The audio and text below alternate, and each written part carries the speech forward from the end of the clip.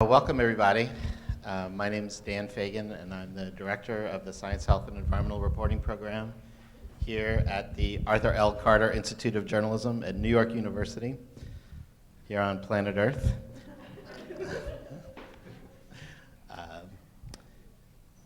It's actually very relevant to our guest today.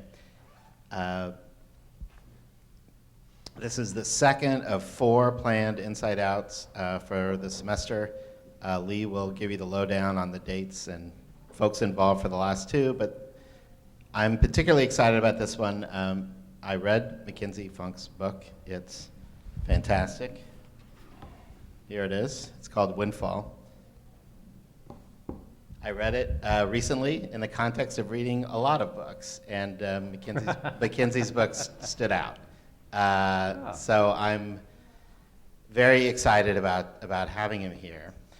And grateful that he came all the way from the West Coast, despite the fact that he has a newborn baby at home. So thank you, Mac, for doing that.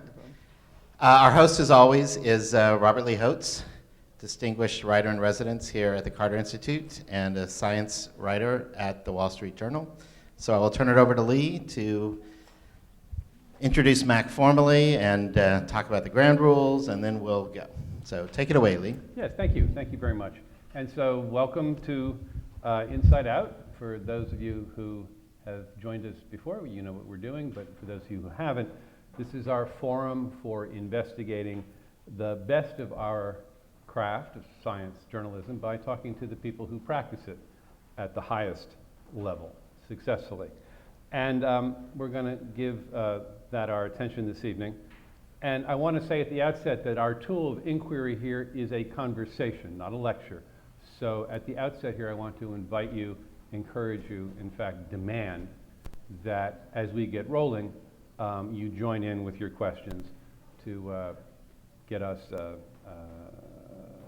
on our feet and to help us digress in interesting and creative ways. So, you know, this fall, it's been our aim to present here a series of conversations with contrarians, reporters and editors, broadcasters, who in one way or another are making their professional way quite successfully by swimming against the mainstream current of conventional wisdom, of conventional coverage, of conventional reportage. Now, those of you who were here earlier may remember we spoke in this vein with a couple of weeks ago with technology writer Clive Thompson, who is happy to argue that the technology that is so disruptive to the publishing industry, in fact, is making you a better person, is improving your brain and fine-tuning you as a journalist in ways that you can only imagine. On November 13th, we're going to hear from Annalee Newitz, who is the editor of a really spectacular blog, editor-in-chief of IO9, a very shrewd chronicler of the culture of science, and an author who was particularly cheery about the prospects of extinction and our relationship to it. And we'll talk about that with her. And on November 24th, we're going to have a conversation that I'm very much looking forward to with broadcast science journalist Miles O'Brien, who has done groundbreaking work on the coverage of the Fukushima nuclear reactor disaster, and I may say in the course of it lost much of his left arm. And his story, his reporting, and his just sheer determination to not accept the setbacks and obstacles that life has handed him as a journalist, I think make him the very personification of contrariness. And tonight, our guest, McKenzie Funk, Mac, joins us from Oregon, where I will say it is also raining today.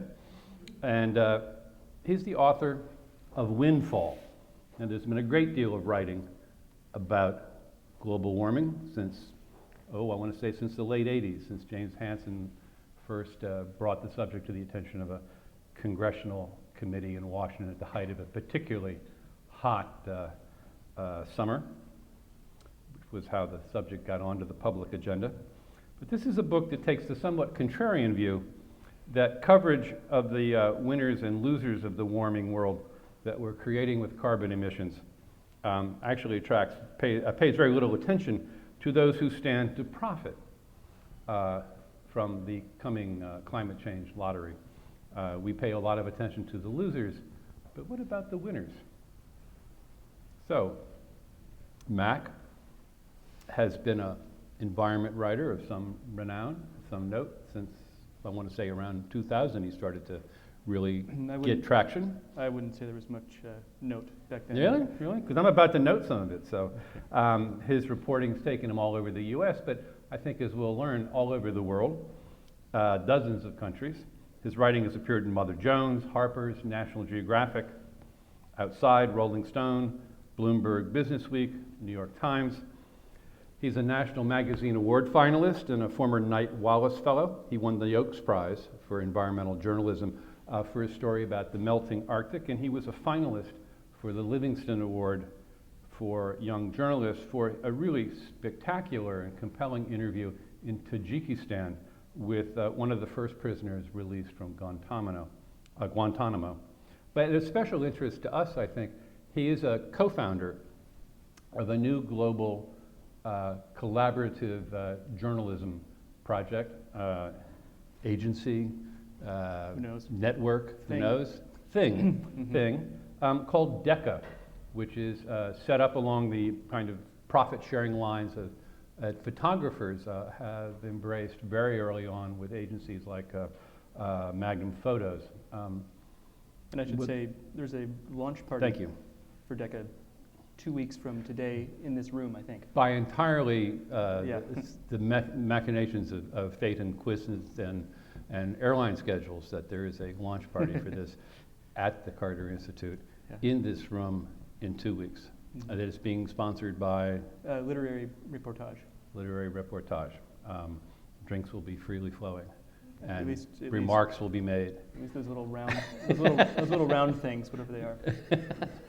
But, so I want to talk to you tonight about some of these things, because you don't come to this as a journalist. You really come to this as kind of a ski bum. You grew up in Oregon. Mm-hmm. You had no interest in journalism when you were in college. You, in fact, as an afterthought, after school, unemployed, working as a river raft guide, actually applied to some journalism graduate schools, and I think were uniformly rejected, right? Yeah. Because they said, well, as far as we can tell from your application, sir, you have no interest in journalism. That's exactly right. That's exactly right. Yeah, I didn't get an interview even. Not even an interview. Yeah, I think 3. I know it was definitely Columbia and Berkeley. So tell me a little bit about this this formative period of your life. You're studying at Swarthmore. Yeah. You grow up in Oregon. Where do you come to environmental activism first? Do you come to a desire to travel on other people's money first? What? I would say certainly travel on other people's money was the first one.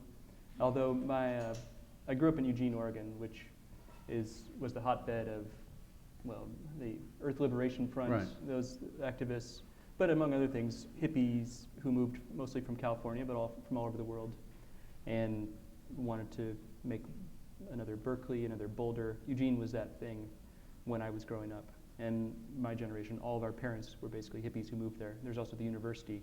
And so environmentalism was around, different strains of it. My dad, also from California, was involved with local environmental groups in a sort of board member level. He's a graphic designer. And so the big fight at that time was the logging. You know, Oregon's economy but mostly was logging.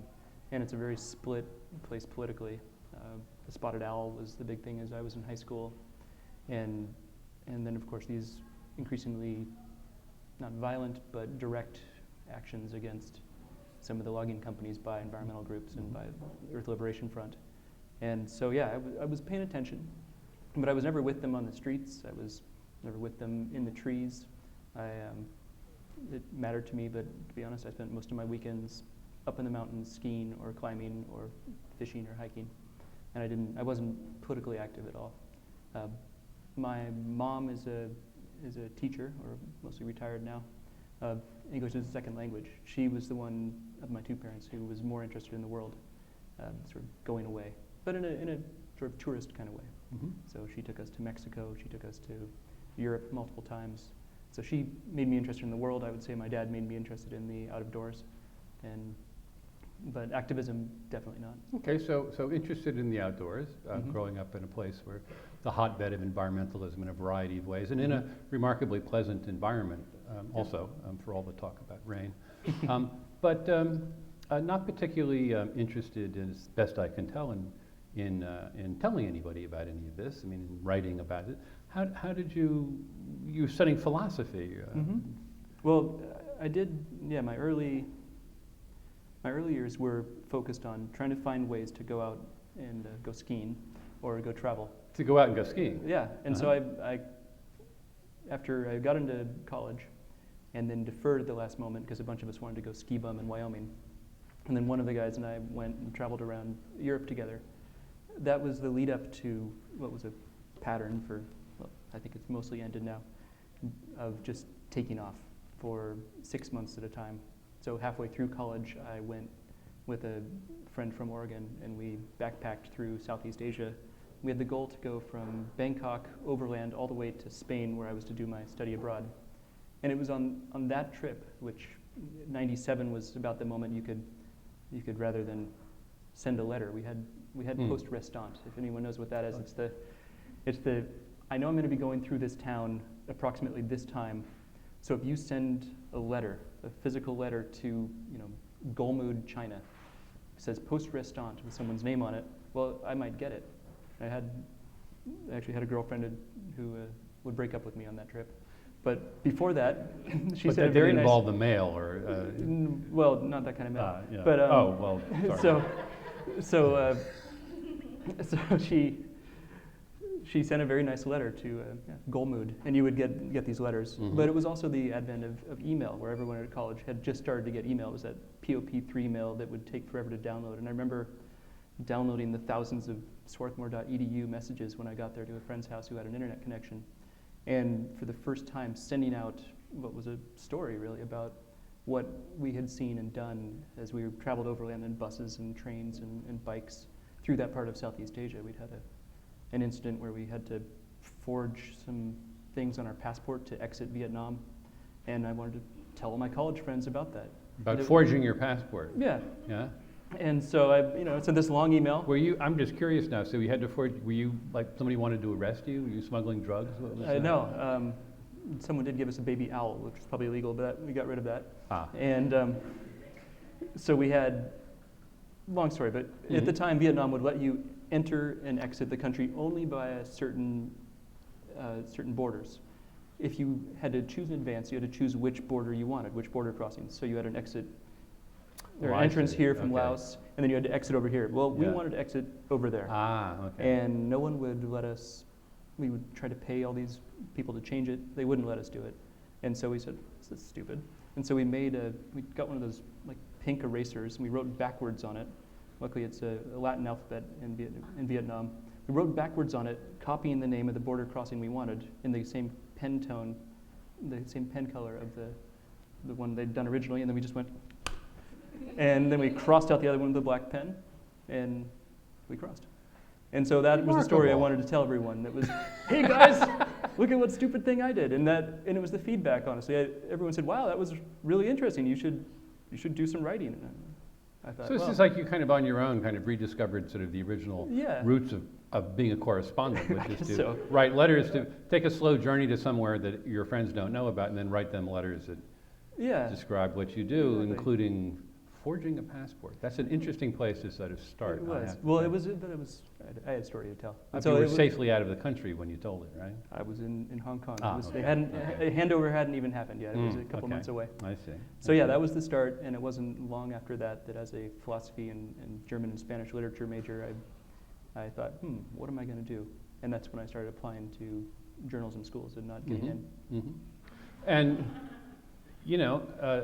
many people might have taken that as the judicious judgment of people who really knew something about journalism and then decided to take up a career in accounting or as a ski instructor. But you kind of kept going. So what did you do next? So there you are. You've knocked on the doors of journalism. They've said, thank you, no, We're not home to you. Mhm. What next? Well, I've never not been stubborn, so I went home and I just wrote plain of letters to various magazines. And what they didn't know and I did was it was the same letter over and over again, meant to be very personalized. And so I wrote one version of this letter went to National Geographic Traveler, which was their travel magazine. I, of course, sent one to the main National Geographic too, but Traveler actually responded. My guess is this was the summer after I graduated college, 1999, and my guess is that they'd had an intern fall out because it was like 3 weeks later, and they said, "Hey, we need an intern, sure." And so I wrote this letter saying I can help you fix your magazine or something silly like that. And for the first time, my resume, which was foreign languages, travels throughout various parts of the world, and Demonstrated the ability to successfully doctor a yes, passport. that was actually useful someplace, a travel magazine. So that was my way in. I got an internship and did At fact National checking. Geographic Traveler. Yeah, which is at the big, massive National Geographic in DC. And what were you doing there? As It was an not. intern? It was not as much mail sorting as I feared. It was a lot of fact checking, Mm-hmm. and it was first they give you small stories. Go find these facts. I was getting ones that were I'd studied Spanish, as I mentioned, so I was getting ones that would require me to call, say, Argentina, or and it was something I liked and it was something I was good at. So I was basically a fact checker by the time I left, which most people probably can guess from the name of it what it is. But to be clear, the stories would come in from these magazine writers, and then they'd say, all right, underline every fact in this, and then check it off. Make sure you know it's sourced, double sourced is actually what they would want, sometimes triple sourced. Make sure we know this is true. And a few things came out of that. One, you could really see how the sausage was made, especially when I moved on to an actual fact-checking job here in New York, is that you could see the whole editorial process at work. You could see the notes from the writer. You could see where they got all the information. You could see who they talked to, what they were told, how much you could or couldn't trust, say, a newspaper article. The answer is that you couldn't. I'm shocked that you would say that. Especially ones from the journals. Yeah. But yeah, it was, you would find out that things that were reported in the news at the time something happened were very often wrong. And so it affected me in a few ways, but one was I knew what, eventually I went to National Geographic Adventure, which was the wannabe outside that National Geographic did, and that was here. And they did more, they did non-travel stories. They did some, I would say, more journalistic work. And you could see what made a good story, but also for me, I could see the value of going someplace, actually seeing it with my own eyes, because you couldn't just report something from press releases and newspaper reports. And so were the editors there sort of explain, I mean, they must at some point sort of cotton to the fact that you had no idea how any of this worked, that you'd never actually stuck your nose inside a news-producing organization of any sort. Did they take you aside and draw you a map, or there what? was a training from, they had the research editor, Uh-huh. and there was a training on this is what fact-checking is, but it's not, it's fact-checking. You can understand the basic concept, you can do it. It's more about, are you the type of person who doesn't mind calling a bunch of other people and talking to them? So by their standards, so what is the National Geographic standard for a fact? As practiced by McKenzie Funk, and There were a number of, just someone else who would agree, or what? it's about, is the source it comes from credible, and do multiple people say the same thing? I mean, for me, what I've taken away from it actually is sometimes you can trust newspapers if you triangulate in a way. Triangulate. Yeah.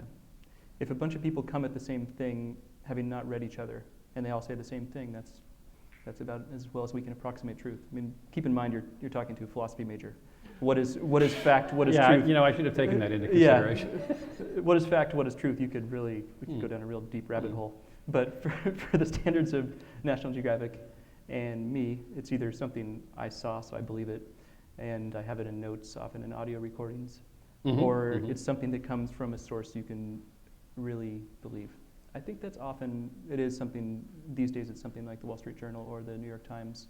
If it seems like they were on the ground, it's, if it seems like the reporter was there firsthand seeing it, you can and you can do dodges. You can say, So do you think coming so-and-so to, reported this. please, I'm sorry, go ahead. Well, you can just say, so-and-so reported at the time that X.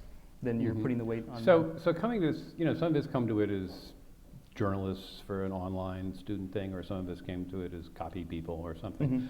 But coming to the craft as a fact checker, I mean, to me is unusual. I don't think I've ever, I know people who became fact checkers, but I don't know anyone who started that way. And I wonder if that's shaped your attitude toward your reporting, the fact checking thing. Can you tell us that? Is that how would that be?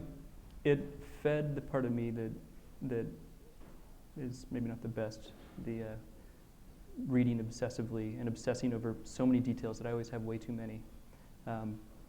Over research. Over research, obsessing every detail. On that trip I mentioned around Europe when I was before college, my friend would always get mad at me for reading the guidebook rather than looking out the window sometimes. And that I still have that problem where I really want to drill down and have all knowledge about something before I actually weigh in.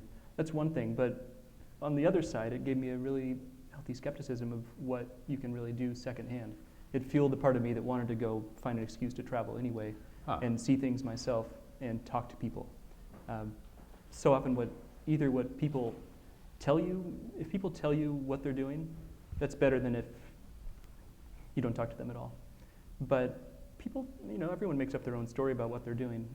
If you can actually go side by side with someone, travel with them as they're doing whatever they're doing in the world, investing in South Sudanese farmland or claiming the Arctic for Canada, and see what they're doing and what their motivations are, that's a lot different than what they might tell you after the fact. I did this because of this. Sometimes the reality of what we say we're doing, what we tell everyone we are doing and why we're doing it is total crap. And I think that's become more and more apparent as everyone gets better PR agencies and as there are fewer reporters and more PR agents. You can't trust people to tell you the truth because either they don't know or they know they can lie to you.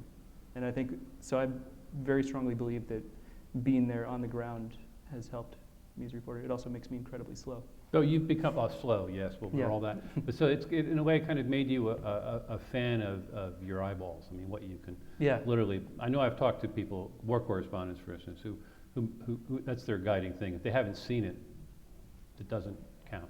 Yeah, and I'm not married to that always, but I think it's very important to have any story I do that of any size needs to have a component where the main of it is things I saw. Because as a fact checker, you would know that the facts, the details, all the things that would come from, say, a newspaper wouldn't, depending on how it was reported, wouldn't do that. And I think the speed of online journalism now makes that problem much worse. Well, and the ability, of course, to endlessly falsify things. Which is increasingly common. But I'm struck by what you're saying because one could easily sort of guess that someone who grew up in that cloud of uncertainty that a fact checker must inhabit. I mean, how do you know it was raining that day? Well, I looked it up in the weather report in the New York Times. Well, how do you know they knew? That your writing, that your own reporting could become quite sort of weighed down with that. But in fact, you're quite a breezy writer. I mean, if I may say so. I mean, that's a compliment. That you seem very loose and free in ways that I would think that someone who was more respectful of the anchors might not be. So it's interesting that you've digested it that way. Almost very little of what I actually read about a story or see makes it into it, of course. And so it's more of the fact that I don't feel like I can have an opinion or even have a stance until I've done my research. So there you are, National Geographic adventure, locked in a little room, no doubt in a windowless basement. It was with rebreathed air coming through the ventilator. Just walked by today, had seething nice with resentment at the copy that's coming at you from these people who are often these wonderful places on I would expect very generous expense accounts, doing stuff that you might like to do, seeing as you have such a taste for travel. What happened? How did you get yourself out of that room? Well, I think after 9 months as a researcher, I said, all right, cool, that was enough. And I went to go quit. A whole 9 months Yeah. lasted. Wow. So, I think I was 23 or so, Uh-huh. 24. That turned out to be early. The editor-in-chief convinced me that perhaps I would be wise to stay a little bit longer, and maybe I could be an editor and work more directly with the copy rather than just be the guy on the shoulder watching how it was made. And so I said, all right, I'll stay. And so I was an assistant editor after that, and done with fact-checking. Didn't edit big stories yet, but I did edit lots of packages. Mm-hmm. You name it, the 50 greatest this or that's, places to go in the Caribbean. But sometimes, every now and then, things that I thought mattered. Stories from Afghanistan or where hotspots in the world that weren't really travel stories per se. The magazine was quite good and when I was there. Mm-hmm. They had a budget. They did this big story that I worked on from Sebastian Junger about Ahmad Shah Massoud, the warlord who with the Northern Alliance, who was killed right after 9/11 because he was going to lead the Northern Alliance to beat the Taliban. So he was assassinated a couple days after 9/11. Mm-hmm. The story had been just before all this happened. So when 9/11 happened, I was here, having just finished reporting or doing a bunch of front-end and back-end research on this kind of big world event. Yeah. And suddenly people were calling me saying, so can you put me in touch with Massoud's people? What do they think now that he's dead? And Dr. Abdullah, the guy who's now the co-president of Afghanistan, was I went to the UN and met with him. They had the government in exile. They had the UN offices, not the Taliban. So I went and met with him and sat there in this room and checked facts. So that, I think one thing that happened while I was there was that I realized that finding a way to do really awesome travel stories and fund my ski bumming or whatever else wasn't very important or ultimately interesting. Part of that was starting to try to write some of my own things and finding that I was really bad at making my own experience, like my own travel experience, seem worth talking about. What do you mean? Travel That story. your own enthusiasm for Yeah, wasn't enough to carry a Oh story? no, I loved it, but to then write a story where the moral of it every time is, I had a great time, you can do this too. It just seemed sort of shallow. And I found that I was drawn more to these other kind of stories, even if I didn't get there immediately, but the ones that had an impact in the world, which probably drew me back to the environmental topics more. So there you are now. You've managed to sort of translate this internship into a full-time job, which is a good trick. And you're editing with the vast experience of sort of 9 months in the business. Sebastian Junger. I wasn't editing. I was one of many working on that. So you start pitching your own stories? I did.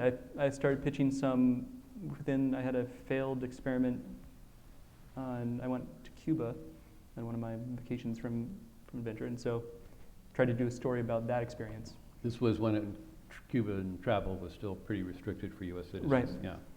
Did you get out your rubber eraser again? And I did not. I was with my parents, in fact. And it was about the weird imbalance of being an American there and how life was on the street. But there wasn't really a story. But I tried to write it, and everyone looked at it and said, not so good. I started coming up with some big ideas about looking on this travel package I came up with. There in the Lonely Planet was a description of this island called Coiba in Panama that was the biggest island on the Pacific coast of Panama and was remarkable because it was now a UNESCO World Heritage Site, or about to be, was a national park, and for 80 years was a penal colony. It was so biologically amazing because prisoners don't have time to cut down all the logs. And so if you look at satellite maps of the area, you'd see the coastline there in the Pacific, and all the trees were cut down. And then you'd look at this big splotch of green, which is Coiba.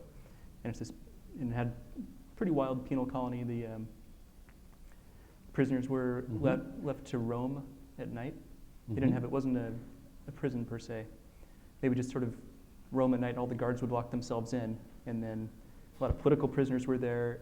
Eventually there were a lot of the desaparecidos from the Noriega regime and the prior one buried in a plot there. I became obsessed with this place. So one of the first things I did after finally leaving adventure was to go try to do a story about this accidental Galapagos, a little bit north, that had happened from this mistake from this penal colony. And I went there twice On whose on my di- own. On your dime. Yeah, I would do these more straightforward travel stories or interviews or really anything for the editors I used to work next to would then give me these freelance assignments. And then using frequent flyer miles or find a cheap flight would go off and try to do these big stories to sort of shove my way in the door and say, look, I don't just do these smaller things. I want to go do this big story. But that didn't seem to be working very well. No, didn't work at all. Except in the sense that editors started writing me back from places where I really wanted to write. And I want to digress. I Okay. apologize No because problem. you said a magic word and you had told me something that I really strongly want to share with our audience. You said frequent flyer miles. oh yeah, Now, it is my understanding that maybe at this point or thereabouts, when you're traveling on your own time, that one of the ways that you finance some of these trips, because as best I can tell, you don't find any stories to do in the continental United States. Sometimes. They all seem to involve your passport. Mhm. That you actually signed up for credit cards that offered frequent flyer mile bonuses and then cashed out the miles to fly. Yeah, there was a time, and it turns out this is really bad for your credit rating, which I didn't know. I was like, hey, free flights. I signed up for every possible frequent flyer mile card. And if you're a freelance writer, you are also your own business, which means you get your personal card and your business card, and you get miles for both. And I would study the charts and look at all the quirks, as I mentioned to you. Almaty, Kazakhstan is considered Europe. If you're Kazakhstan, yes. Kazakhstan. So you can get there, same flight that would take you to, say, Milan, you could get there the same amount of miles, which for a long time was 50,000. You could get to Kazakhstan. So I went to Central Asia a couple times, thanks to the Star Alliance, thanks to my credit card. I would buy everything with these cards, and I'd say right around now my credit is slowly being repaired. By retired? Yeah, because but I mean, it's funny, but it is, I really think like a tribute to I say contrarian, but I mean, that's just another way of saying, like, determined to do something that I feel like doing. Yeah.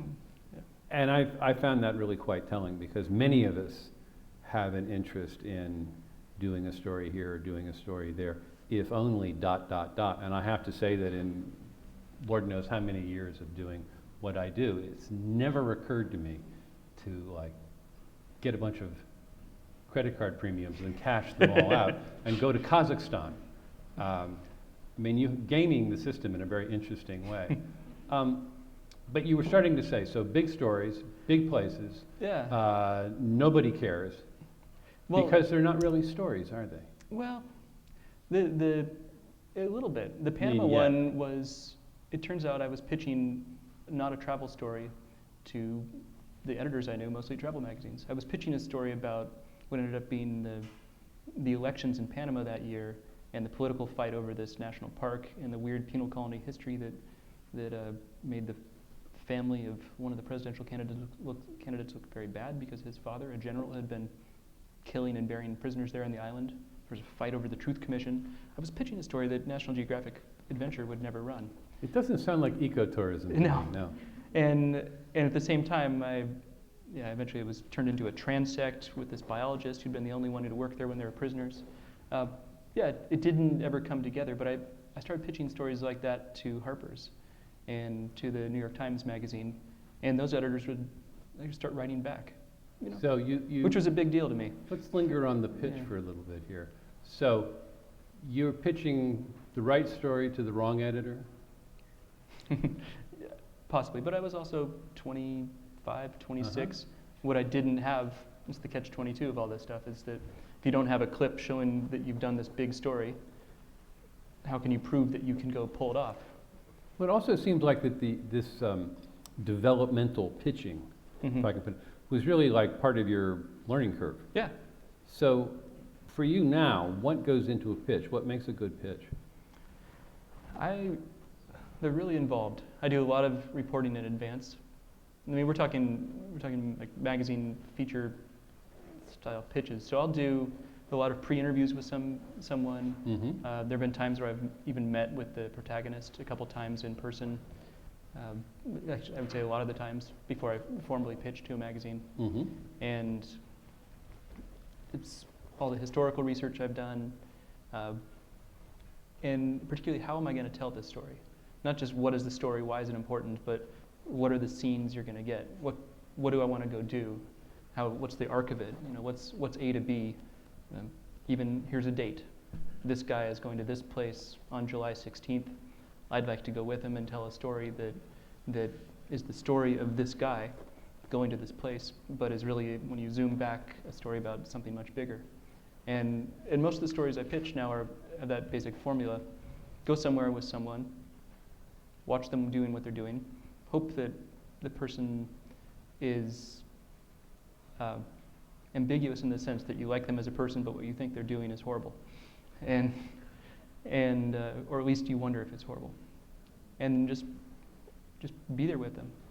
And it's not a very complicated formula, but it seems to always work. Well, it also seems always to involve going to Tajikistan or, because I mean, like I got the impression that the first story pitch that really connected involved going skiing in Tibet or something, or what?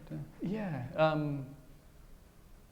I did it, early on, 2004, I was, Skiing Magazine was a place where I knew some editors. I knew how to ski thanks to my bumming, and it was something I enjoyed to do. So I would pitch these ski stories, but again, they were sort of not really ski stories. The one I pitched to them was an expedition in, first Tajikistan, and then Tibet. That was going to be sort of a profile of these weird explorers going off and doing this. And extreme skiing. Yeah. So the thing in Tibet was a first ski descent on a route on Shishapangma, which is the lowest of the 8,000 meter peaks, the easy 8,000 meter peak. Mm-hmm. And so I went with this crew of athletes who went up and climbed all the way to the top and then skied down this precarious thing. And I had planned to go all the way to the top myself, but they were so much faster than I was that I wouldn't have been able to see them come down the thing for one, and I might have slowed them down anyway. So I went up to maybe 7,400 meters to the final camp, and then sat there when they did the summit push. Mm-hmm. And the next day tried to go myself, but we ran out of time. So that was the break. This financed by credit card frequent flyer miles? No, that one was paid for by the magazine, and it was the incremental cost, since this expedition was partly funded by a clothing company, Marmot. Mm-hmm. They were already going, so we worked out a deal where I would just pay the incremental cost to add me, as opposed to the full cost per member, if that makes any sense, per member of expedition. So we're going to have a little bit more food. We need to add one name to our permit, and then the flight, and then the magazine paid for the flight and all that. And this was 2005. Budgets were bigger than they are now, and I don't think it was $5,000, maybe $6,000. It was a big story for them. It was a first descent on an 8,000 meter peak, which had barely been done. And so they paid for it. But that wasn't the break. The break was that I was in Asia and able to pitch this other story to Harper's. Explain. You were in Asia doing something else. Yeah. What? Well, I was in Tibet doing this thing for skiing. Oh, I see. Okay. And then I got back from that expedition and said, I pitched an editor at Harper's, and I said, hey, I've been wanting to do something about this internet addiction clinic in China, in Beijing. It's a place where they treat so-called internet addicts at a military hospital. They make them do exercise. They give them intravenous drugs. They make them do psychotherapy. I'd like to be one of them. Correct me. Did you learn about this while you were in Asia, or did you learn about this watching television while you were in Amsterdam? You're right. I was in Leiden in the Netherlands, yeah. on my way to Asia. Yeah. And stopped over to visit a friend. So you find your stories where you find them. In this case, being reported on TV. Yeah, there was a TV reporter had gone there, and they were speaking in Dutch, and but I could sort of follow along. That didn't make you think like, well, that story's been done. It was not Dutch television. A brief walk-in, film some kids doing something like that is a very different treatment than embedding yourself in there, talking to the kids, hearing about their lives, and what Did you tell Harper's that you found out about this watching TV? Yeah, I think so. Okay, cool. Yeah. You're an honest man. I mean, it's just totally different. I don't think they would care, because it's not breaking the story in the sense is being the first to tell it like that. And I was, there'd been an AP report on it too. No, but I think that's telling, because often we wave ourselves off from stories because we think, oh wow, well there were 3 paragraphs about that in the news briefs of Scientific Yeah. American. The hell with that. That's been done. But I've seen several examples in your work here where, you find out about a story because you read a story about it. Oh yeah, most of the time. And that doesn't bother you, faze you, stop you, and in fact, what you end up with is much more interesting, in Well, my view, than what I would have guessed the original source material was. It's just more in depth. Yeah, I Mhm. mean, it's just a different, it's a totally Mhm. different approach. So you told Um, Harper's about this internet addiction clinic in Mhm. Beijing, or Hong Beijing, Kong? yeah. Hong Kong, Beijing. And did you tell them that you wanted to check yourself in? Yeah. I said I would like to pretend to be an internet addict Uh-huh, and go through the treatment myself. uh-huh. And then that way I will tell you, and I had a different view of it going in. I thought, this is about China, which is afraid of the internet, afraid of democracy, trying to clamp down on the internet itself. This is ridiculous. And I'll go and sort of show by example how ridiculous it is. And it was. It was ridiculous. When I finally went in, they gave me a test. The first thing they did is I told them that my then girlfriend, now wife, was partly Chinese, which is true, and let that sort of explain why I was there. Mm-hmm. The family thought it was a good idea for me to get treatment, which also true. They would like me to maybe do a good story for Harper's. So, but it wasn't journalism like a lot of places that would practice it. But I didn't want to tell them what was actually happening, and they said, well, sure, he can come, but he'll need a translator. And I said, yes, because of course I'd need a translator too for my thing. So we walk in, and my translator, Flora, who's the best translator I've ever had anywhere, explained to them who I was, and I was a friend of a friend. And then they walked me into a room, and they sat me down in front of a computer, and they had me take this long psychological evaluation on a computer, which was no questions directly about the internet, but a lot about, are you feeling sad? Does your neck hurt? Does your back hurt? All these things, and they probably 100 questions. And you didn't tell them you were a reporter? I didn't, no. In a lot of places, I don't think they would allow that story for that reason. But it seemed, I think the standard here is, can you tell the story if you're telling it straight who you are? And I think some places will allow sort of undercover journalism based on that threshold. Can you get the story any other way? And Harper's is not like a lot of places do. And so they were comfortable with it. But yeah, I didn't tell them. Did you ever tell them? Or did they find out about this by opening their copy of I don't the know if they ever September saw it. Harper's? I didn't tell them no. Huh.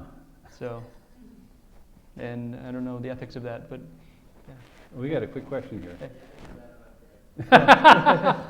Yeah. Yeah. I have sort of a two-part question about that. First of all, did you include any commentary from anyone else in the compound, and did you identify to them that you were a reporter? And second, how does reporting through a translator work? How can we be sure that what you're getting is accurate? It seems like there'd be a weird barrier between you and the actual story. Yeah, those are both good questions. We also did not tell the kids who were in there, they were 16, that I was a journalist. So again, pretty fraught ethics, which, I was 28, 29. I didn't even know that it was a question and whether that was going to be okay.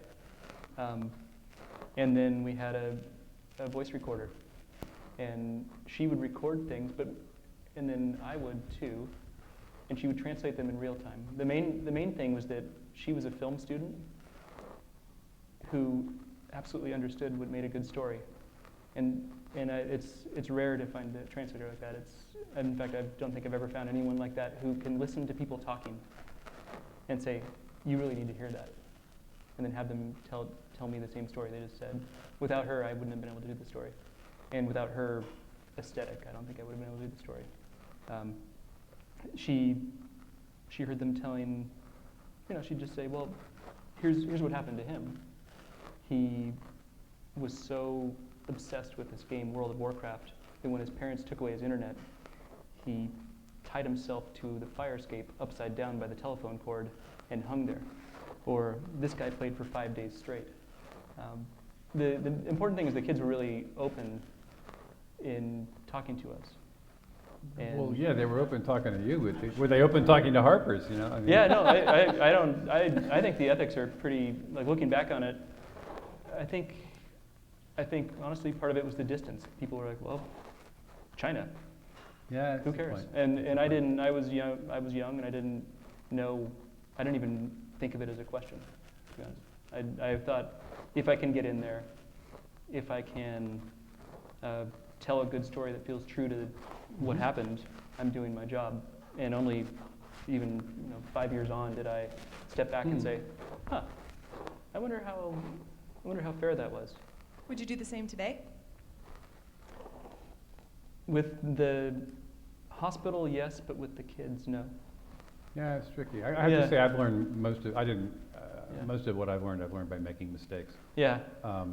So I'm not trying to No. beat you up, but it's an interesting conundrum, and I don't know exactly that it's your conundrum, but it certainly is your editor's conundrum. I mean, I'm sort of, did you guys have a conversation about this, or was there Not much a about cup it. of coffee and a little chin stroking about, well, who cares, actually, it's Beijing and none of us speak Mandarin anyway, so the heck with it. But I'm curious that it wasn't a dimension that was even discussed. It actually wasn't discussed. Yeah, it's And I interesting. think part of it is the magazine has a history of doing stories like that in this country too, because of their belief that, right or wrong, that certain stories you can't get to if you walk in the front door and say, "Hi, I'm a reporter," and I do think that's true in this case. Had I done so, it wouldn't have come off. Yeah.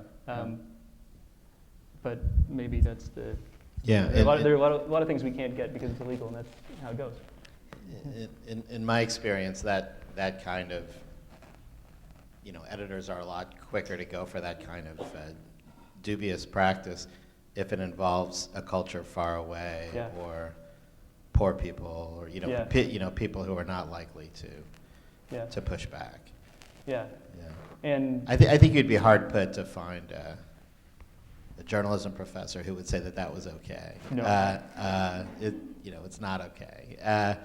On the other hand, there are circumstances when you can go into a place like that and not announce who you are initially, if it's clear that you'll be getting things that you couldn't get in any other way. But the idea of then not completing the process by telling people who you were, and then, in the case of individuals versus the people who run the school, but the students at the school especially, not giving them the chance to opt out. Did you use their real names? no, in most cases, first names, we didn't use their real names, Yeah. and used ways to describe them. Yeah. One looked like my friend's Yeah. little brother Sam. So I Yeah. called him Sam. So we didn't use their real names. I mean, it's We did perfectly use possible that they would have given you permission with anonymity, or with a pseudonym, but Yeah, and they were also. you gotta ask them. Oh yeah, and they were mostly 15-year-old boys. Yeah, and it of was- course, that's a whole That's a whole different game. That's a whole another question. Yeah. They're minors and they really need adult approval Mhm. for that. Yeah, in the States, they'd make you sign a release, and Yeah, it'd be- yeah, no. It's only. So don't try this at home, guys. Yeah, that one. Yeah, it is the case that there are entire classes of stories that the necessary formalities and ethics of journalism, at least as it's practiced and taught and protected in the U.S., bar us from. I mean, and it's an evolving standard. It used to be you could, not lie necessarily, but fudge about who you were to get a job somewhere, like at a chicken plucking plant, or these was quite often for labor practice stories Yeah. of one sort or another. But Well, Ted now it's Conover, who's at Yeah, Literary yeah. Reportage, is Absolutely. famous for Sing Sing and things Mhm. like that. And I think that's what they were going for. But again, it's fraught. Yeah. Yeah.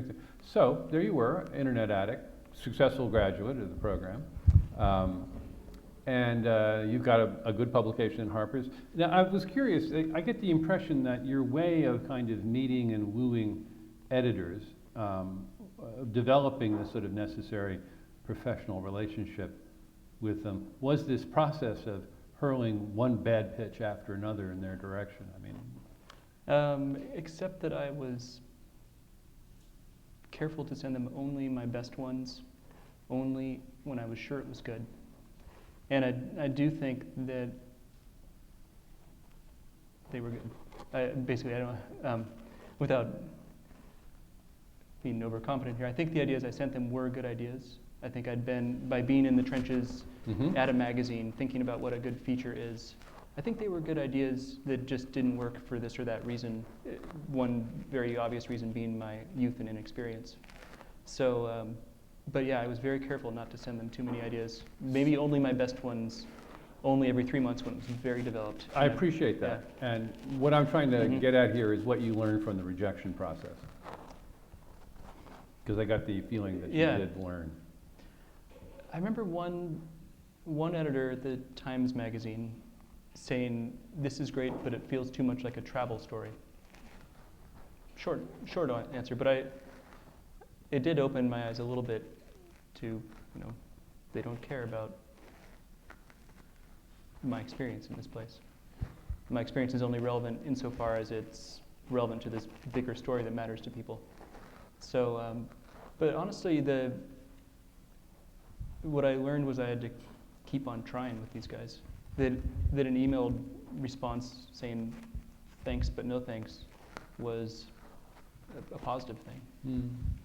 Right, that's totally the right way to think about Yeah. it. If you can get a response, somebody says, thanks for sending this, but it's not for us, you've got to consider that a win. I mean, that's a win. And the other thing is that there's a kind of an unconscious process that goes on that you may not think you're learning anything from somebody sending you a one-line rejection, but you are. Every time that happens, you're rethinking what's a good story, and just through this sort of winnowing process, you're starting to figure it out. And you're also identifying what individual people and what individual publications really want. And you can't do that unless you try to pitch, unless you're willing to be rejected. It's the only way to find out. You can't get that information in the abstract. People have to respond to a specific idea. And certainly the questions that I would get sometimes before the no would be these questions: what's the narrative? How are you going to tell it? Not what's the story, but how are you going to tell it? That question says a lot. Really thinking about how to put it together once it's there. And that's one thing I didn't necessarily, when I was in the magazine watching along, as a fact checker, you're seeing the editor work with the writer, and you're seeing sort of how it comes in, how it goes out, what they cut, how they reshape it. I didn't necessarily look at the structure enough back then, just did this meet the threshold for a good idea? And it was during the pitch process, I think, that I came to get that question, well, how are you going to, great idea, how are you going to do it? That really made me think a little bit more about that process. And then once some of these stories were accepted, talking to editor Harper's in particular, who's now at the Times Magazine, I just saw him a few minutes ago, he had a formula, which I don't think he'd mind my sharing. Yeah, please, sure. I could He use says, the formula. he says it's very easy to do one of these big Harper stories.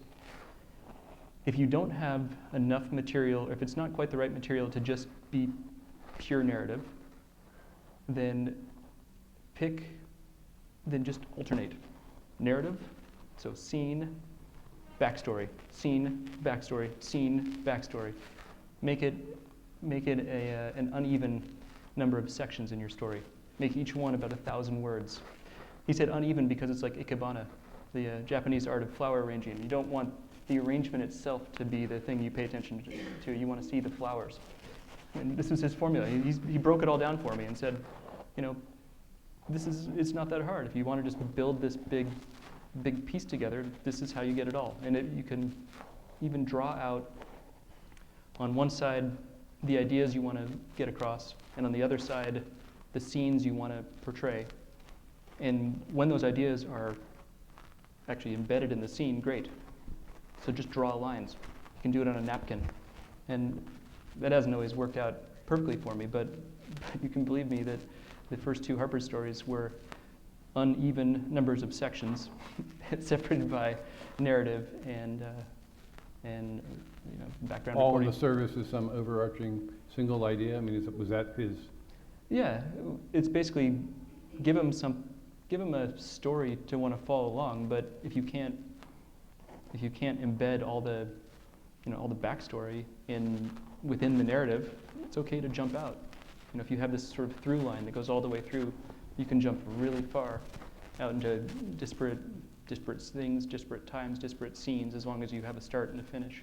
And that thinking about the structure was really something that was helped by the editor in particular, and the pitch process. That was a long time coming. That wasn't something I picked up from fact checking. So do you have a formula for a pitch? No, I wouldn't say, but certainly write it like you'd write the article was one thing. Give it a lead. Give it a nut graph if needed. Like why is this important, and then tell them how you're going to tell it, and then if you need to, tell them again. I don't think there's it's not that complicated. If you find a story that makes you say "Holy shit," and then you find a way to tell it, that's it. Well, if you put it that way, it does sound simple. Yeah, but I don't think there's much more to it for a lot of magazine journalism than the surprise, and then being sure you have the access to be able to tell it up close. So you are based in Oregon? In Seattle. So Seattle. Washington, Sorry. Yeah. Washington. Are you losing your mic there? Sorry. There we go. That's all right. Yeah.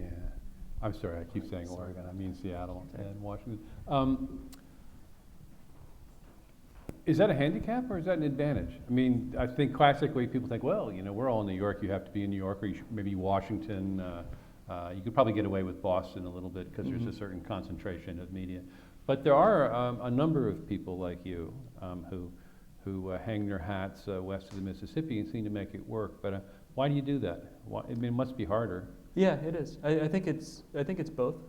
I've had magazines call because I'm in Seattle. So I did a story for National Geographic that I think was about Mount St. Helens and the recovery there. That was basically because I could drive there.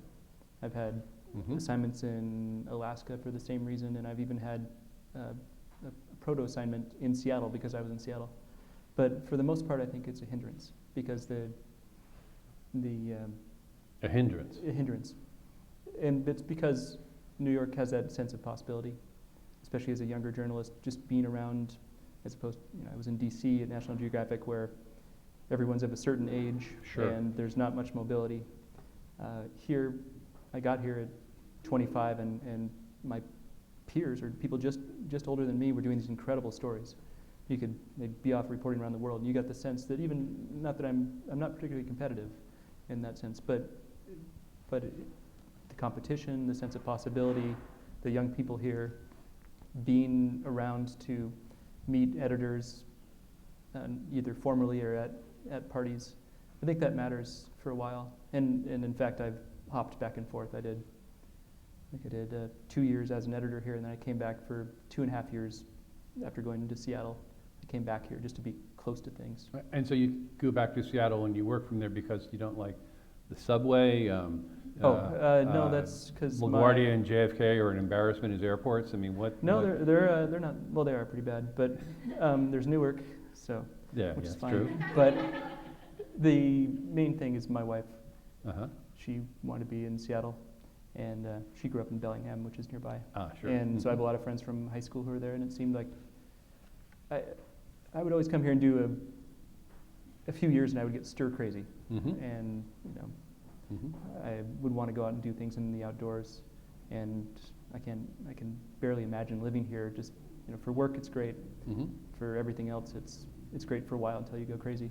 So I'm not sure I'd want to be here, even if I were on my own. I mean, financially, does it work better? I mean, Seattle's getting more expensive, but yeah, I think that if I were serious, it's not really a question of moving back here, but if we were thinking about it in that way, yeah, it's very hard to afford. I mean, there's a reason all writers are in Brooklyn, and there's a reason all writers are getting farther and farther out in Brooklyn, because even Park Slope is impossible. So we've been talking mostly about like sort of long form writing and of course your learning process, and I appreciate you sharing those with us so nicely.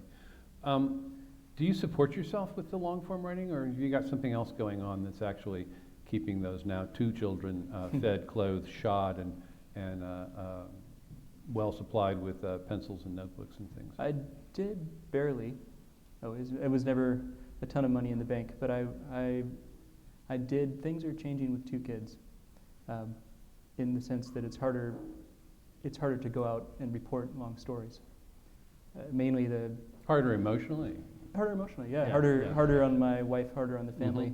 Mhm. So the idea that, there was a time, I remember once I got some tax thing where my accountant added up all the time I was out of the country, or at least out of the state, to see if I could avoid this or that tax. And yeah, I was away more than 6 months of the year. And that was great. And there was a time in my life where that was fine. I was, didn't have many expenses, was not supporting anyone but myself. And that worked fine. Traveling now for long periods is hard, and so it is a bit of a rethink.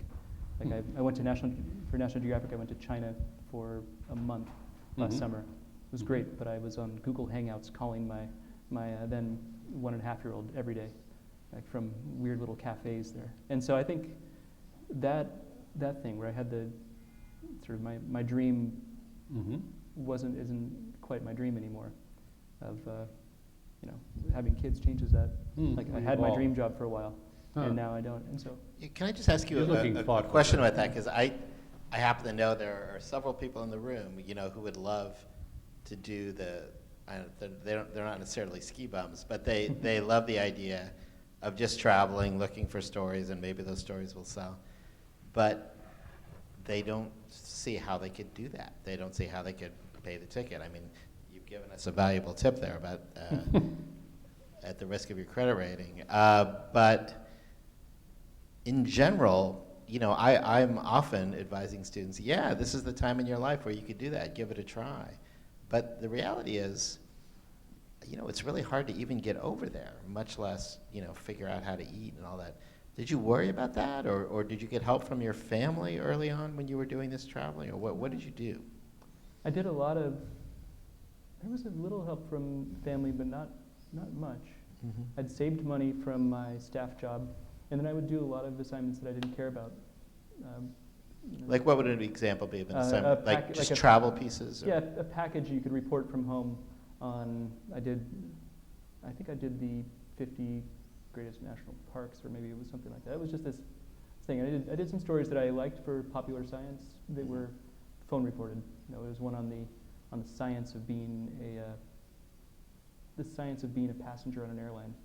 That is all the stuff that scientists working for airlines do to figure out what passengers need and sort of their minimal standards before they have a riot. We're talking about seat pitch and all that great stuff. Didn't involve on-the-ground reporting, and therefore wasn't my dream, even though it was interesting. But that would be, those things would pay no more than $8,000, which at that time in my life, I didn't need much. I was paying cheap rent. $8,000 per piece? That's pretty great. Yeah, it was a long package. Maybe that's high. Maybe it was more like 6, but it was a months of work. I don't know that. I don't think I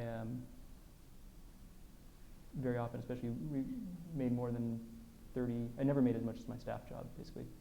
30, 40, 50,000 maybe one year in those days. But I was working a lot on stories I didn't care about so that I could go off and do the ones I did care about. Right. Yeah. And that was a couple of year period, but after a while it became pretty risky. I was about to basically, I didn't have any set plans to give up, but I'm not sure I would have moved into my 30s not having had any big magazine assignments, and just said, well, this is working out. I don't think I could have. And now, even now, it's hard. Basically the book advance is what, for the last few months, has been keeping us afloat with my family. So, I want to talk about the book, and I also want to talk about Deca. So, but that overriding point, Dan, I think is a really good one, that there are times when you can do things of a certain sort, but then there are times when you can do other things of a certain sort, and it's all very Jungian. I mean, there are passages and rhythms. But I think the underlying thing that I want to emphasize here is, and that's why I like the credit card and the frequent flyer mile thing so much, is that if you want to do something, if you actually are interested in, I want to be in this part of the world, there's a way to figure out how to do it. It may not be a sort of logical, accepted, you'll find it in chapter 6 of the field guide to science writers, but you could figure out how to do it. I mean, people Yeah. teach a second language for a couple of months, or you know what I mean. That's what has to be the through line, is that you've got an interest in doing something, and that's the enabler. So you're not I should really. quickly give a couple What? friends examples from friends, because I didn't ever do the thing where I lived abroad, but Matthew Power, who recently passed away, is a journalist who I knew well, and what he did was he did the internship fact checker thing like I did. Mhm. He was in New York. He got that view from the inside, and then he went to India. It was cheap, Mhm. but he had both the contacts at magazines, which is really important. You know, if you're a fact checker, suddenly there's this diaspora where editors who are all of this one magazine are suddenly implanted in magazines all over New York City. And so if you know one, you eventually know 5 magazines, eventually 10. And he did that. He went to India and he started getting these assignments because he knew people, but also he was the guy over there. Damon Tabor, who's another friend, relatively similar path.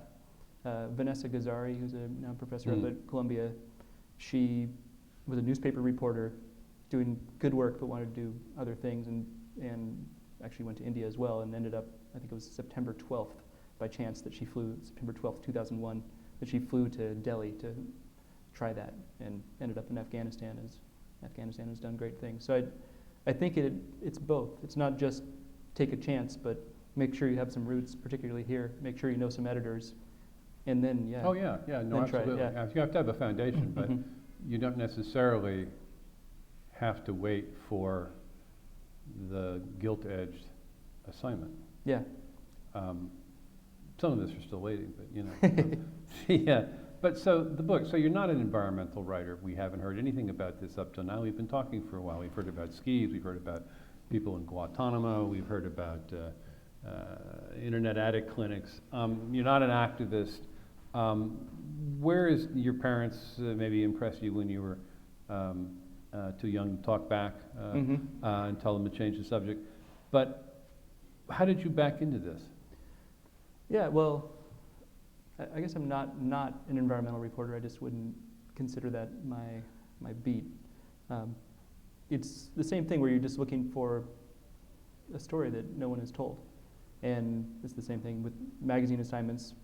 The great thing about the environment is that no one touches it.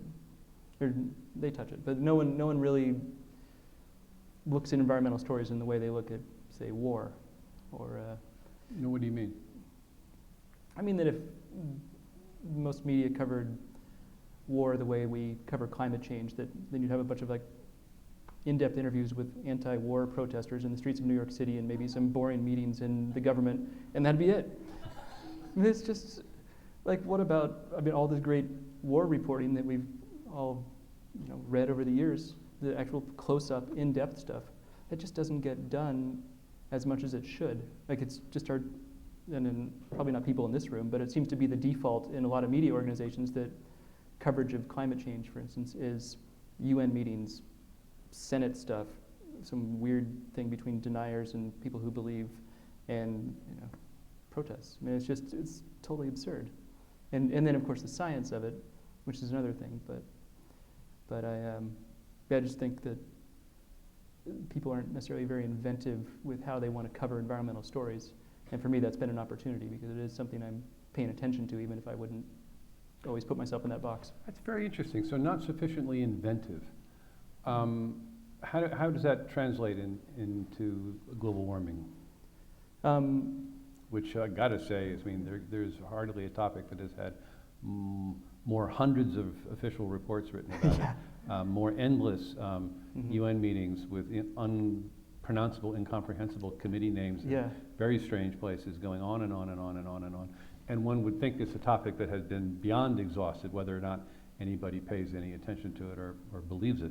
Yeah, well... But not sufficiently inventive. What do you mean? Well, in my case, I suppose, I looked, by chance, I went on this assignment to the Arctic for Harper's that was the Canadian military. I think you just skated over an awful lot. No, by I mean chance, I was on assignment No, for no. Harper's.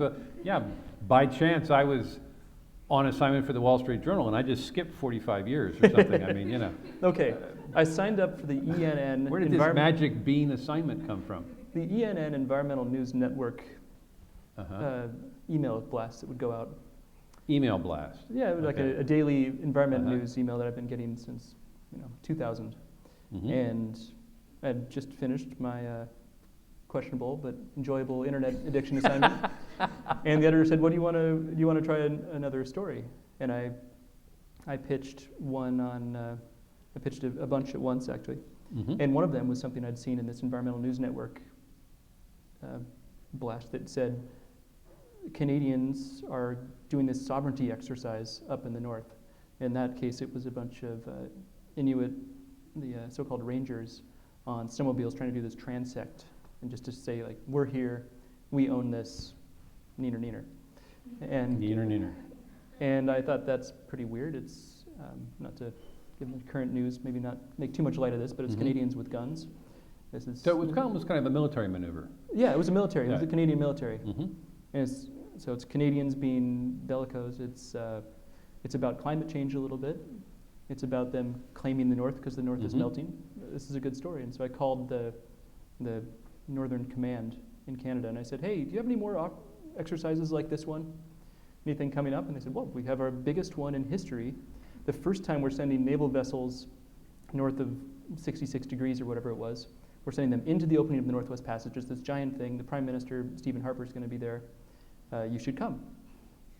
They desperately wanted the press.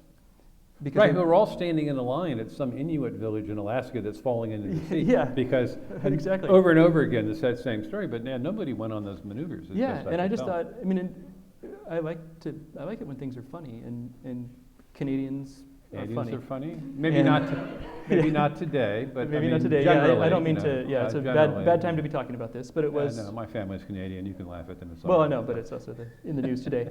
But and this guy right here, Canadian. Okay. So I just thought it was absurd, and I thought it was climate change, and it was a totally different reaction to climate change than we'd seen, and I became obsessed with the idea that people would react differently than the way we thought they would react, and that's basically it. That we all had spent so much time seeing and believing and agreeing that climate change was bad and hammering that point, Mm-hmm. that there would be some subset of people who would look at it without all the values and just say, what's in it for me? In Canada's case, it was the Northwest Passage. It was the oil and perhaps shipping routes being open to them and to the world as the ice pulled back. And keep in mind, this is 2007 or so when I was up there. And it was the time that the IPCC had just come up with the report. Inconvenient Truth was relatively new. People were talking a lot about climate change, and Copenhagen was coming up. And this whole aspect of things, that people would want to make money off climate change, or at least want to sort of gain the metaphorical high ground, hadn't much been discussed. Yes, who would have the nerve to suggest that climate change is a good thing? Well, good for a very narrow tranche of the world, but Well, yeah. yeah, but it was just that, and I started looking into that core idea. Mm-hmm. Who else is thinking this way? And it turns out some hedge funds were. Mhm. Turns out some white papers coming out from the world of finance. I think Citigroup put out a report. Lehman Brothers, before their noble demise, put out a big report on climate investing. You know, it was John Deere tractors, because as Australia's drought goes on, the U.S. will have to grow more. Weird ideas like this. Water investing. Mhm. The idea that water is going to become more valuable, obvious. And so buy water, buy farmland, buy the north, buy things to keep people from getting dengue fever, buy allergy medication because allergies are going to get worse. And you start looking at especially business and the military are two places where it's all about the numbers sometimes. You know, they're not worried about the values so much as the military is saying, well, what are the conflicts going to be? And so they were looking at climate change in a strategic sense. And big business and small business were looking at the money. and the money was on both sides. Okay, so you went up to the the Canadian military maneuvers. Mhm. You got a chance to shoot machine guns, which is always fun. Yep. Now, how did you couldn't do the frequent flyer credit card thing again. How did you translate this or inflate this assignment into a book proposal? How did that happen? Or did Harper's do that for you? Total no. But I didn't know what I was doing. I didn't know anything about books really. And it was most of a year reporting the rest of the story, because this is unlike most assignments where I'm thinking about it for 3 months, then pitching it, and I sort of know what the contours of it are. In this one, it was 2 weeks after I pitched it, I was up there in the Arctic. Mm-hmm. So I spent most of that next year writing it. It came out in the summer of 2007, right when the Russians had planted their flag at the North Pole, right when there was a record-breaking melt in the Arctic. I got to stop for a second. Okay. You said you spent a year writing and reporting it? It was probably 8 months, but it was also intertwined with some other stuff. So it wasn't the only thing I was working on, but yeah, it was most of... Do you have any idea how fast that is?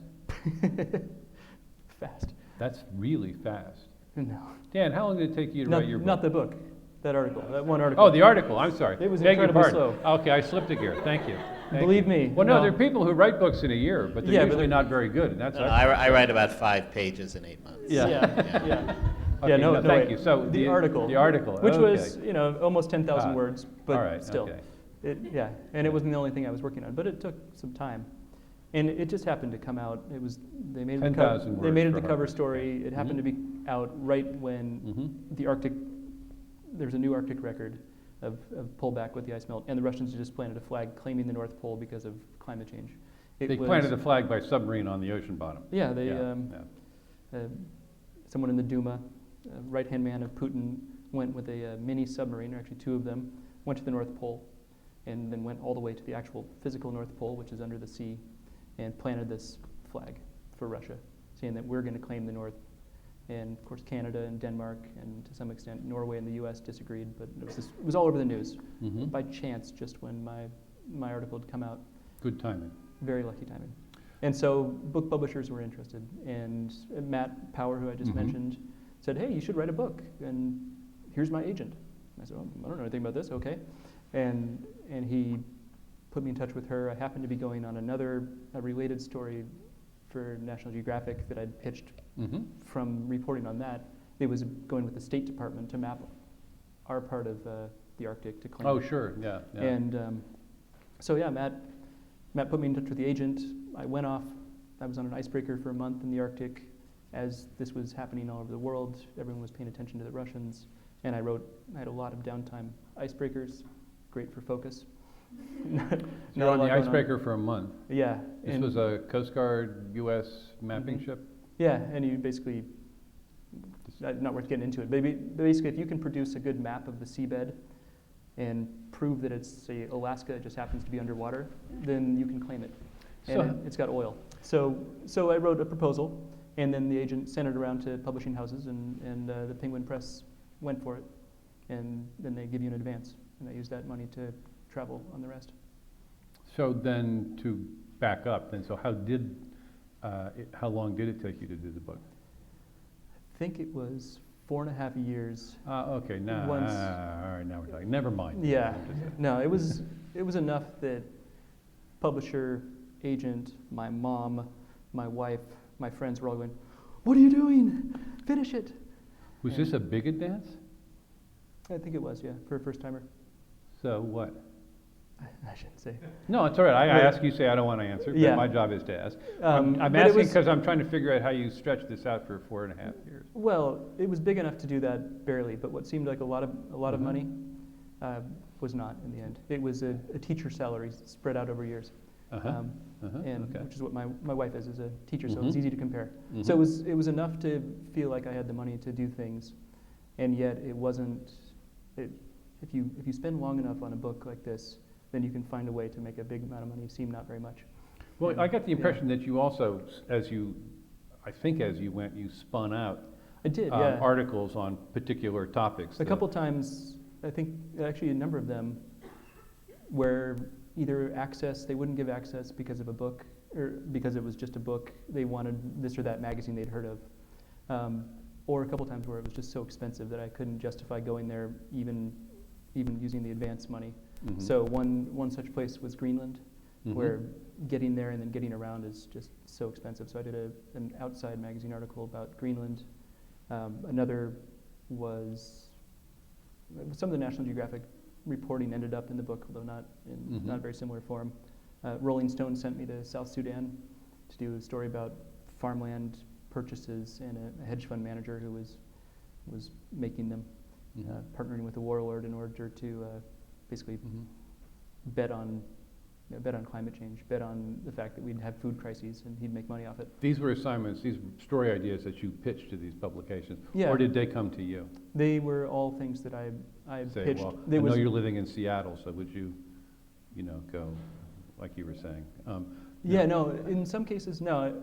I don't think there was any case where I went and did it and then did it afterwards. It was more the ones where I knew that the Rolling Stone one, I wasn't able to get access unless a magazine So did did it. you worry about cannibalizing your I ongoing did, project? and I didn't know enough to know how important that is to publishers either. They were worried about it, and I'm sorry that I did as much as I did. It seemed necessary at the time and even good, but they saw it differently, and I didn't understand that. So we did, toward the end, they were unhappy that any of the book had been out beyond the Well, original. it's an interesting tension. I mean, there are a number of people now who sort of use they blog their book as a kind of trial run. They Right. work through ideas, they'll put sections up, they'll get reader comment. It's in part a way of getting people engaged in the topic, but also it's a way of getting free editing, in a weird way.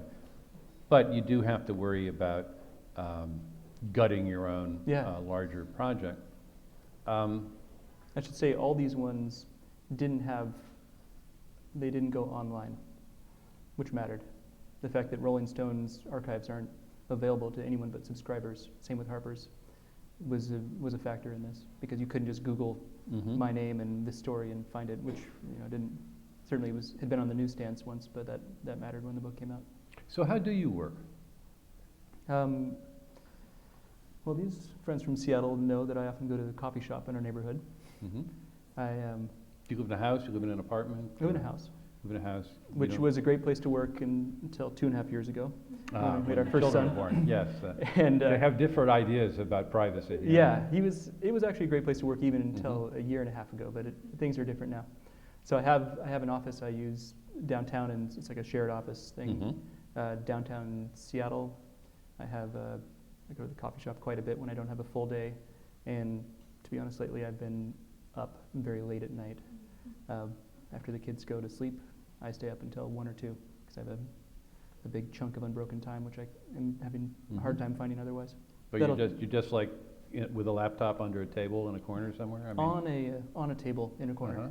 Do you have this in particular, but I would suspect all of your long pieces are very thoroughly reported. Clearly it's got like masses of things for fact checkers to ask about. How do you file stuff? How do you keep track of it? How do you organize it? Technology-wise, I use the mix of Evernote, which people probably know what that is at this point. Evernote, I always write out notes, handwritten notes, unless it's a phone interview, in which case I type it. And I usually record interviews, and I don't usually transcribe the whole thing. I did farm out transcriptions sometimes, which is hugely expensive, and then you're just wading through pages and pages. So the smarter thing to do, although also a pain, is to find in the notes, written notes, where what was interesting, and then go back and listen to the audio so I can get the exact quote. I file them in a system of my own design, basically a bunch of folders on my laptop, and just ideas. So I've got a whole bunch of folders of upcoming stories, either ones that I've actually pitched and are upcoming, or are just ones I'd like to pitch. I have a whole per chapter file of this book on my laptop, which is a bunch of PDFs printed out of web pages, handwritten notes turned into documents, audio files, photographs. That's one thing that this age allows that wasn't always possible even when I started out, was that you can take a photo of anything and then you can describe in cinematic detail what you saw. You can shoot a short video and then watch it again and say, okay, that house was there. This is what we saw coming around the corner. I find myself doing a lot of that, a lot of taking photos that are really ugly to look at, but are really informative to describe a scene. Yeah, does everybody get that? So you take Yeah. photos and videos, not because you think you'll ever publish them, but Right. because they're hugely helpful in helping you remember what it is that you saw. And I have used Google Street View too. Oh yeah, yeah, it's and Google Earth. Yeah, no, I do a lot of video, bad video, Mhm. iPhone video, and just stick it on a hard drive, and I use it for notes, Mm-hmm. because I can't take notes fast enough to get all the color that I want, Yeah, or the color that I don't understand I'll need till later, when it's too late. When you see people describing what a house looks like from the outside, odds are it's Google Earth. That's Yeah. Yeah. we all do. Well, so in terms of kind of new tools and things, I want to change the subject slightly. I'd love to spend the rest of the evening talking about the book, but so we have new tools to report, but we have new tools to publish as well. Mhm. And one of the things that I think you're engaged in right now is a very interesting experiment in a publishing cooperative. I mean, there are a lot of Mhm. people, not a lot, there's a core of people now who are starting up websites devoted to long-form publishing. The Atavist is one. Mhm. There are others, Matter, or is it Medium? I get Matter is now it's part of Matter, Medium. It's Medium, very or Medium, confusing, Matter. One is embedded in the other. Matter Uh, and Medium. But Deca, Mm-hmm. tell us about that. It came out of, so it's a cooperative, and our inspiration was Magnum Photos, which was this in the 40s and 50s, all these top photographers getting together, Henri Cartier-Bresson and others, and realizing that they didn't need to be tied to this magazine or this newspaper anymore, that they could be the ones giving themselves the assignments, the stories that they wanted to go tell. And then in their case, they would just say, okay, I went off and did this thing. Would you like the photos? And the magazines of the day would say yes, because these were very, very prominent writers or photographers. And so they would go out and cover all the events themselves. It was the agency, not having to go to an editor and say, I wanted to go do this, and have them say yes or no, but being able to say, I know what I'm doing. I want to go cover this or that thing. And that was part of our inspiration, was just the ability to cover the stories we knew were important.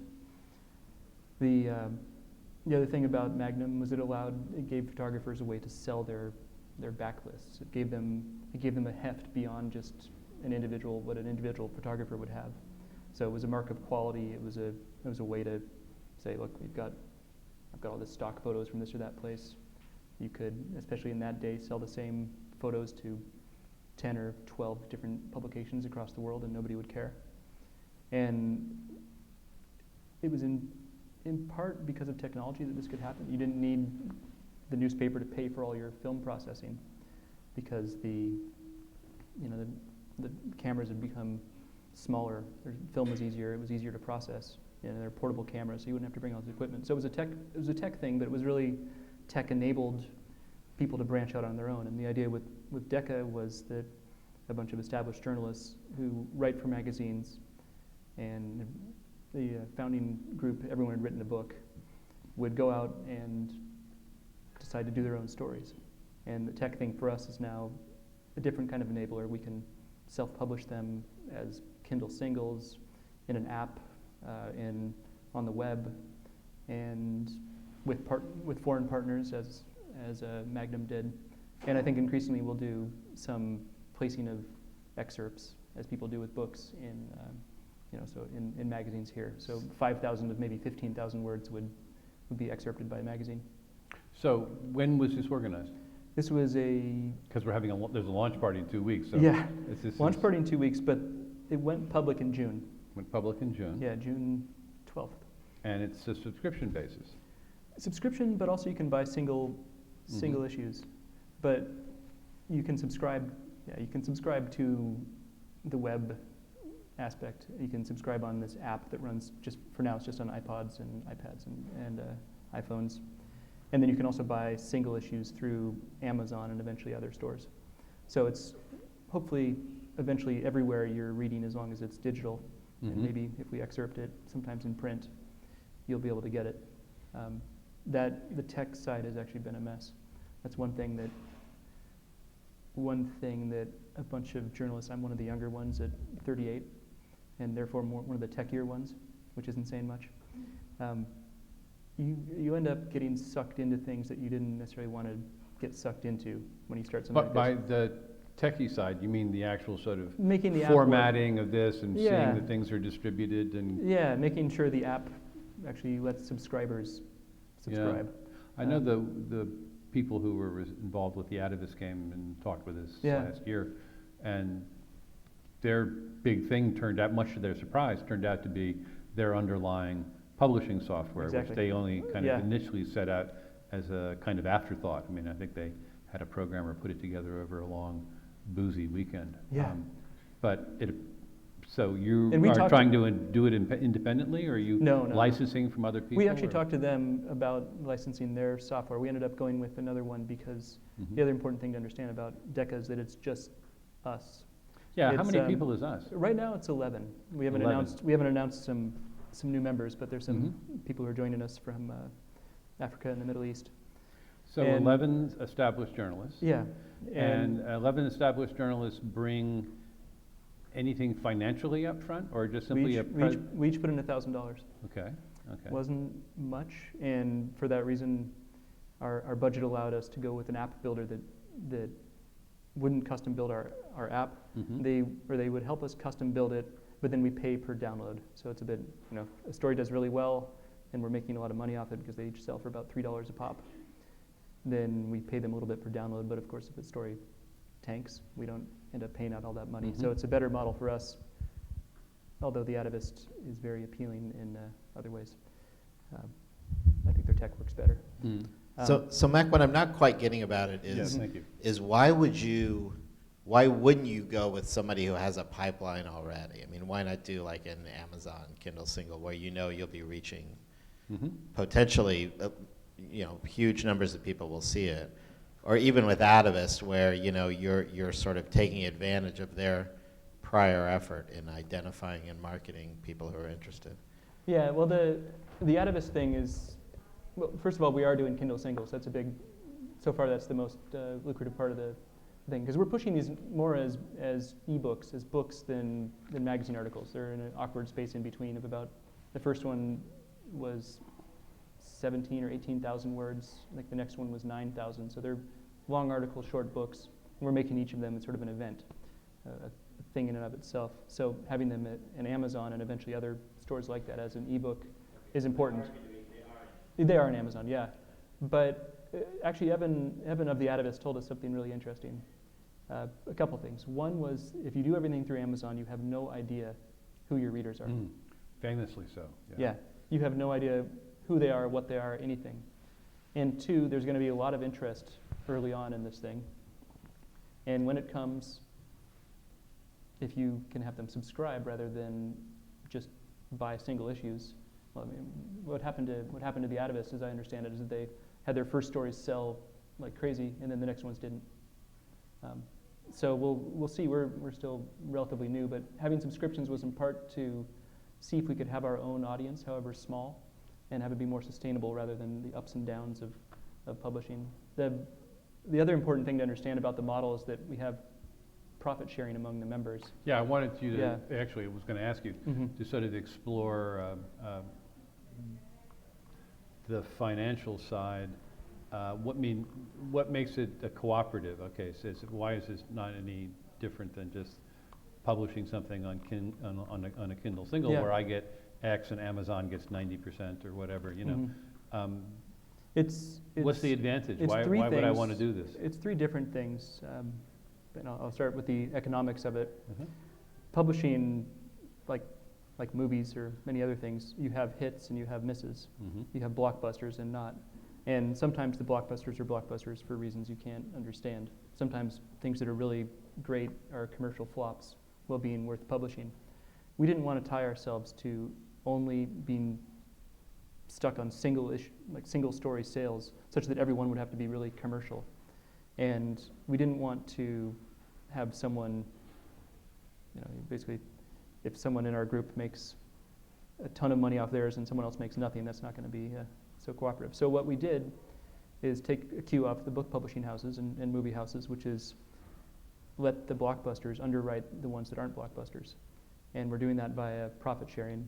So single issue sales are 70% to the writer and 30%, some of that actually goes to the editor, 5% to the editor, and then the rest to Deca as a group. Subscriptions all go to Deca. Some partnerships are dealt with in a different way.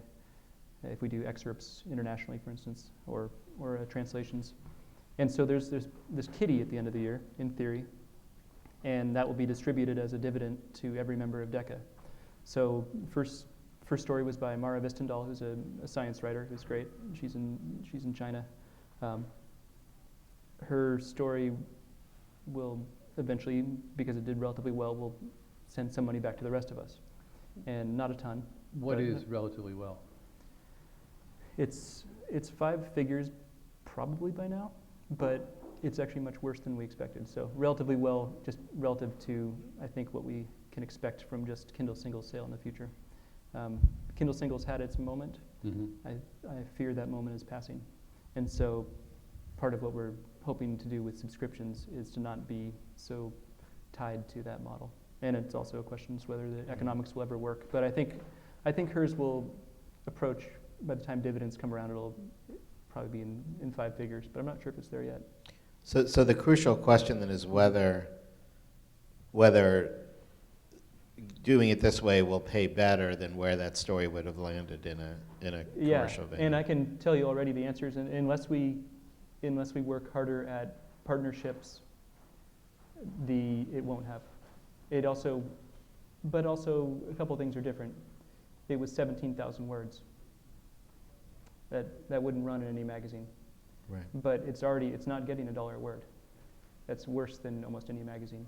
Right. And if you consider the amount of infrastructure we had to build, I happened to be its editor, Right. so I worked with her. She's a great writer and didn't need a huge edit, but I still spent a lot of my time editing it, and we won't get back the money that we would have if we sold a smaller version to, say, the Times Magazine and just. So then maybe what this model is good for is for the stories that are orphans, as sort of a place to take stories that can't be placed more profitably. I think that's part of the appeal for some of us. We didn't want it to be, here's our reject bin. Right. You don't tell people that. Right? Yeah. Yeah, and I don't think it needs to be. I mean, it was one thing with Mara's story was that we didn't have the app in place yet. We just had Kindle Single sales. Right. Okay. And we also had a Kickstarter campaign launched the moment that her story did. So some people were buying her story, but a lot of people who gave us money on Kickstarter were getting it for free. So the numbers are kind of hard to tell now, but I think in general, hers was for a while the #1 best-selling nonfiction Kindle single. And we thought a bestseller would do much better than that. And so we are starting to think, is this model going to pay enough to sustain itself if we don't think more strategically, if we don't partner more with excerptors who will pay, if we don't more aggressively pursue the international people who have approached us? Because we've had the good thing is that we've already had her story translated, and that's going to happen more. And you can see sort of, if that story gets translated in 5 different ways, that may be working, but it could all fall apart. I don't know. So Here's I a want. question. Oh yeah, please. Sorry. Yeah, no, this is great. Please. I was just long. wondering what you expect from the writers in terms of promoting their projects. When when they propose an idea, do you want to plan for how they're going to promote it once it's out? A list of places they're going to try to market it? Yeah, sorry, and I actually skipped that part of what the other benefits of the co-op were. Our thinking was, anyone can go and publish something on Kindle Singles, but then if they don't do any promo, and they usually don't, their promo amounts to tweaking their algorithm so that more people see it.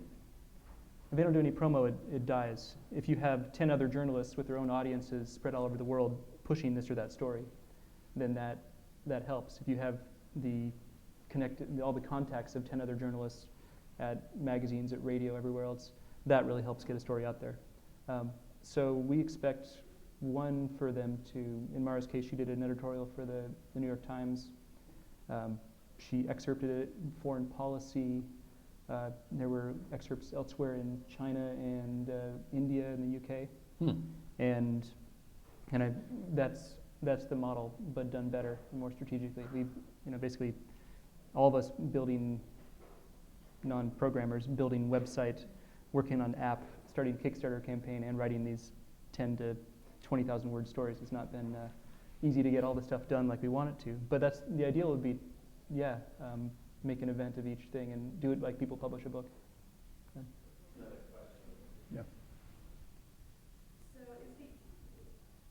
So is the ideal having plus or minus a couple people of this core 11, or what does this project look like 5 years down the road? Are you looking to hire others or have others join the co-op, or?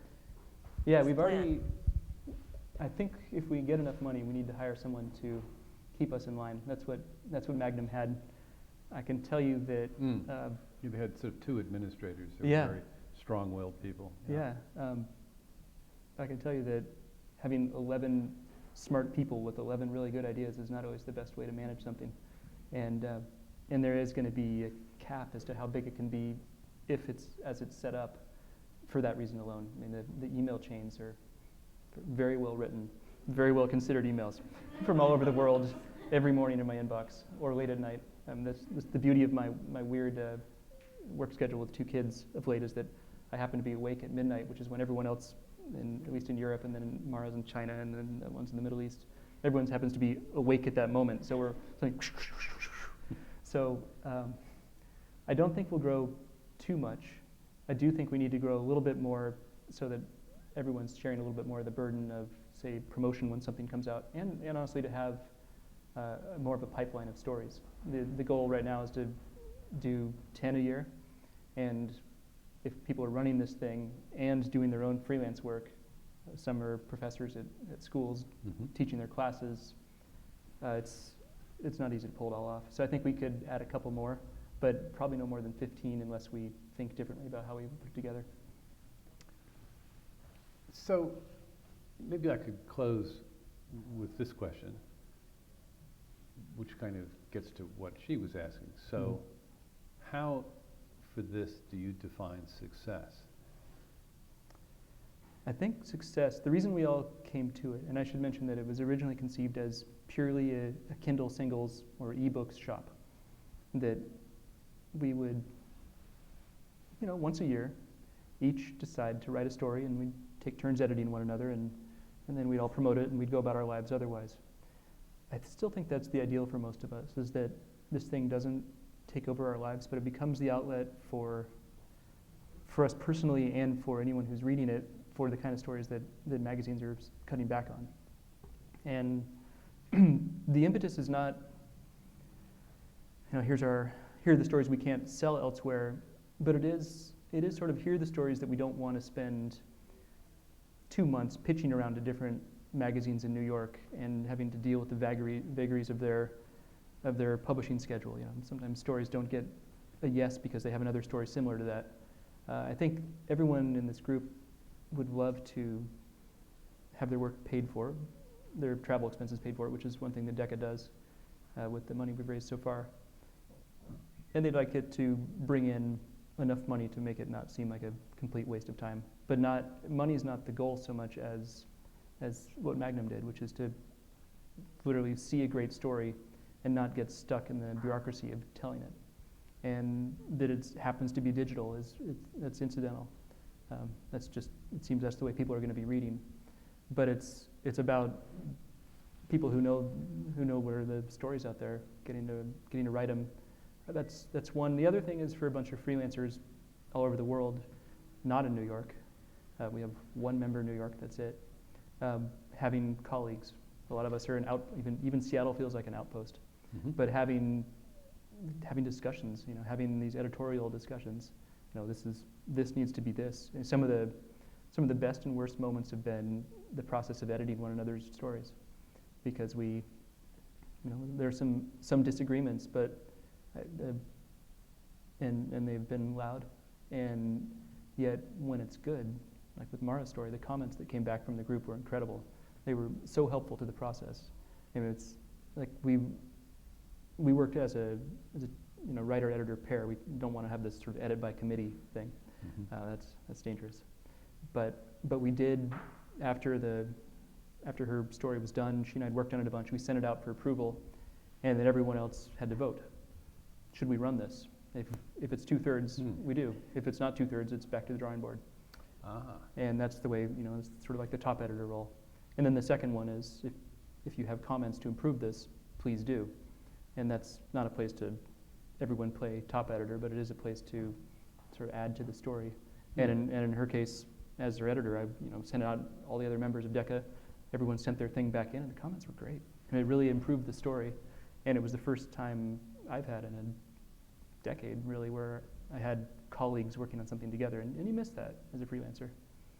And so if it does that, if it makes us enough money to make it worthwhile, and if we get to tell some big stories that wouldn't otherwise get told because they, for whatever logistical reasons, I think that's enough. I'm excited about my own, getting my chance to do mine at the length I'll do it, so that's good. Well, I wish you luck with the stories that you want to tell. Thanks. But I thank you for the stories that you shared with us this evening. Yeah, well, thanks so much. And I thank you for making the journey to come. Sure. This was great. Well, Thank thanks you. for the Thank you questions. very much.